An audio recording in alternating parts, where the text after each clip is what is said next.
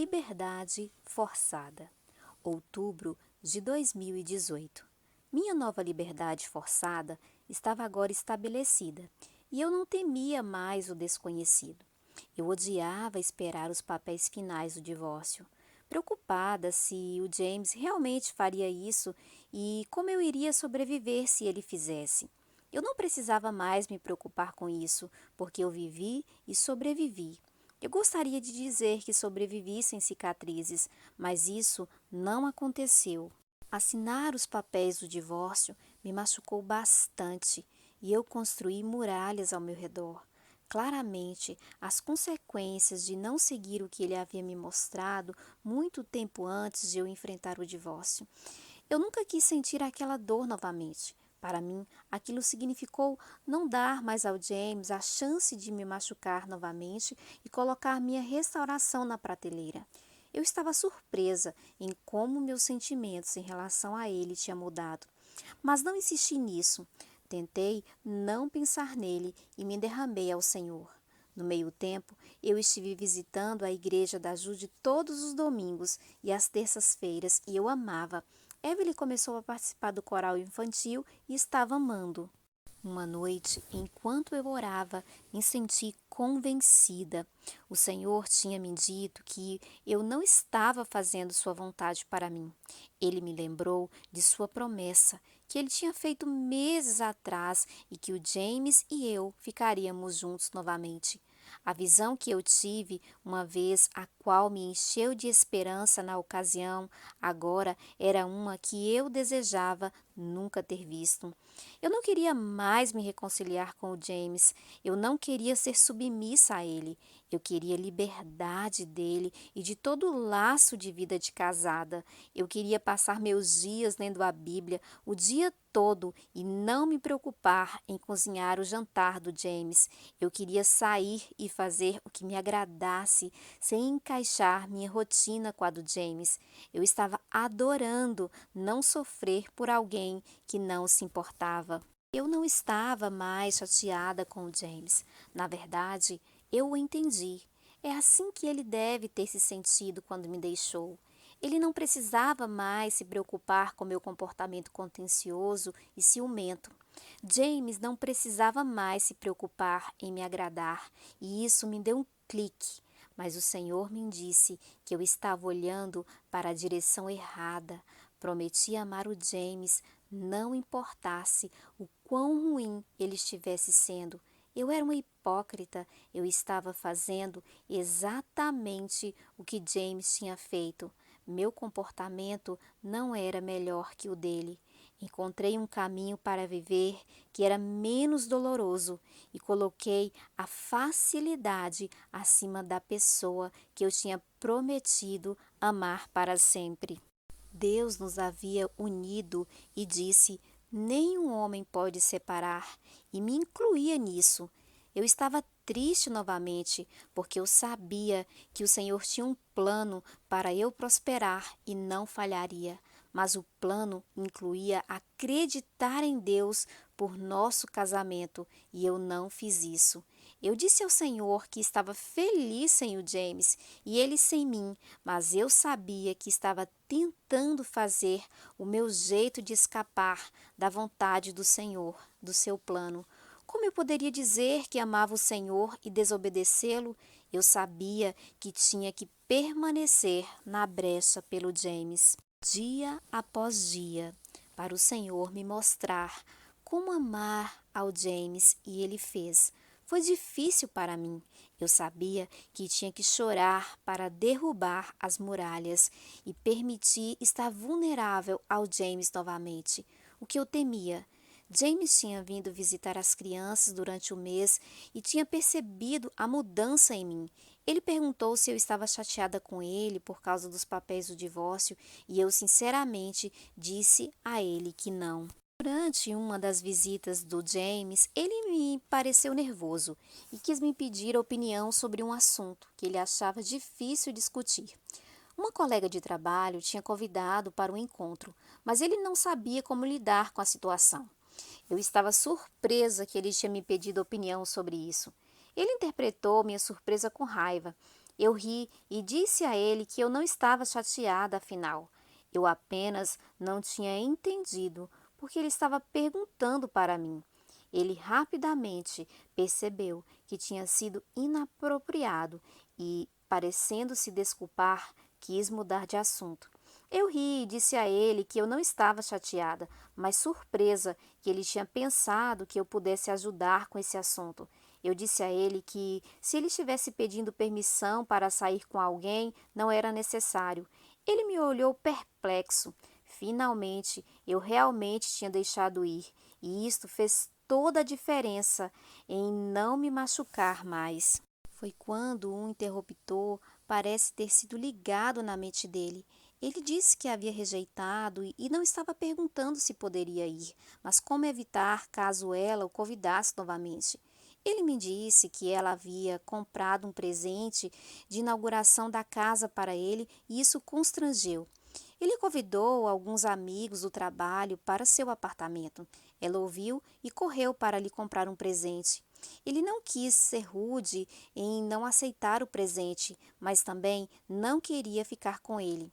Eu não tinha resposta. Eu disse a ele que eu não tinha ideia, então nós dois rimos. Ele então começou a me contar uma história de como um amigo quis organizar um encontro às cegas e como ele não queria aceitar nenhum deles. Eu olhei para ele, que olhou para baixo rindo. Meu coração pulou como um pequeno sinal de que estávamos tão felizes, embora estivéssemos conversando sobre seus namoros. O Senhor estava inclinando seu coração para mim e o meu para ele, porque eu tinha deixado ir e meu marido celestial era meu primeiro amor. Enquanto a maioria das mulheres ficariam chateadas com seus maridos, ou a maioria dos maridos nem teriam tal conversa. James e eu estávamos compartilhando aquele momento como amigos, o que significava mais do que eu pudesse dizer. Ele olhou para mim e nós cruzamos os nossos olhares por um momento.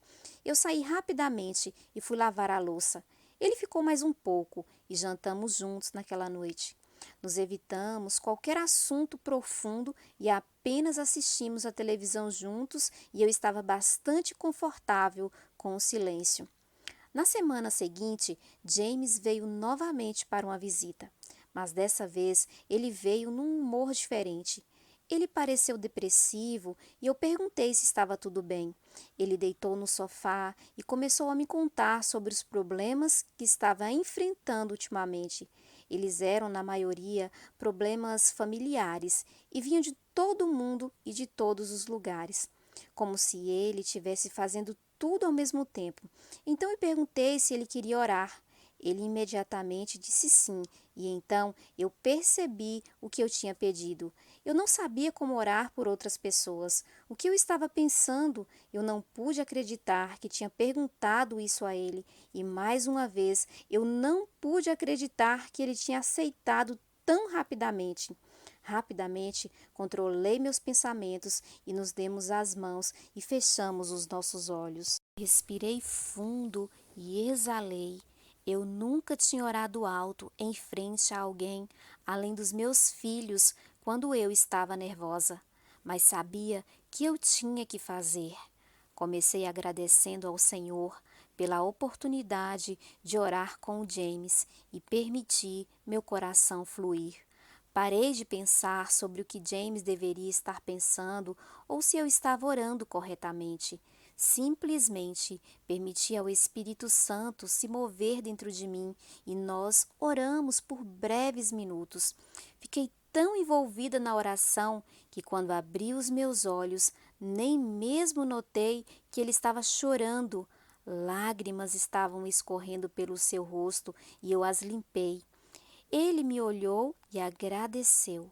Ele não ficou muito tempo aquele dia, e dias se passaram sem que eu tivesse notícias dele. O fim de semana chegou e era o final de semana dele com as crianças, então ele estava vindo buscá-las. Quando entrou no apartamento, percebi alguma coisa pendurada em seu pescoço. James nunca tinha sido uma pessoa ligada às joias. Na verdade, eu nunca o tinha visto usando alguma joia além de seu relógio e sua aliança de casamento. Depois de uma rápida inspeção, pude ver que era um rosário pendurado em seu pescoço. Perguntei o que era aquilo e ele me disse que tinha se juntado a uma igreja católica local. Tentei não parecer surpresa. Ele me disse que tinha ido a uma missa durante a semana e que tinha comprado o rosário e que o abençoou. Eu não podia acreditar no que estava ouvindo e vendo. Quem era essa pessoa por quem eu estivesse preocupada? Ele pareceu entusiasmado e animado. Então eu estava feliz por ele. Ele ficou com as crianças no final de semana e retornou com o mesmo sorriso que tinha dado quando as buscou. Eu estava realmente feliz por ele. Enquanto isso, o Halloween estava se aproximando e eu tinha aprendido muito sobre a raiz do Halloween e tinha decidido não permitir que meus filhos celebrassem. Durante a semana, James ligou para perguntar qual fantasia ele poderia comprar para as crianças. Eu disse a ele que elas não teriam fantasias, já que não iríamos celebrar Halloween mais. Ele estava lívido e me chamou de hipócrita e disse que eu estava deixando minha religião ir longe demais e que era apenas um dia qualquer para as crianças se divertirem. Embora eu não esperasse uma resposta tão ríspida, achei que ele faria um comentário. Eu disse a ele que eu não era hipócrita e que eu não tinha negado ter celebrado no passado. No entanto, eu tinha aprendido coisas desconhecidas e que eu não iria participar de uma celebração que parecia inapropriada. Ele disse que poderia pegar as crianças para brincarem de doces ou travessuras sozinhas se ele tivesse que fazer, porque ele não queria negar um dia de diversão para as crianças. Eu não discuti com ele, mas disse que ele era livre para comprar o que lhe agradasse e que, no tempo dele com as crianças, ele deveria tomar suas próprias decisões, mas que eu não iria participar. Eu tinha parado de me preocupar em agradá-lo, mas foquei em meu marido celestial e o que o agradaria. Estar divorciada tinha me levado a mais liberdade e eu estava adorando. Para minha alegria, a igreja da George estava oferecendo um estudo sobre o significado do Halloween e eu fiquei estática. Dias depois, James me ligou para discutirmos civilizadamente sobre a situação do Halloween. Eu disse a ele que estava indo para o culto da igreja que explicava o que eu estava sentindo e o convidei para ir junto. Concordamos que, se ele ainda pensasse que era bom para as crianças participarem, então que ele as levaria e eu participaria. Surpreendentemente, ele concordou e fomos ao culto. Na próxima terça, James nos levou para a igreja da Jude e a Evelyn foi para a sua aula infantil e nos seguimos para o culto dos adultos. A esposa do pastor e copastora deu a aula e aprendemos coisas que eu nunca soube. Durante a noite, pude ver o olhar de James, mas não consegui interpretá-lo. Ele estava sem expressão o tempo todo. Depois do culto, buscamos a Evelyn em sua aula e ela foi contando sobre o que tinha aprendido e como amou a aula. Finalmente, nós chegamos em casa. Ele me ajudou com o Gabriel e com tudo mais. Levamos as crianças para cima e já estávamos prontos para irem para a cama depois de tudo. Ele não disse uma palavra e não me atrevi a perguntar.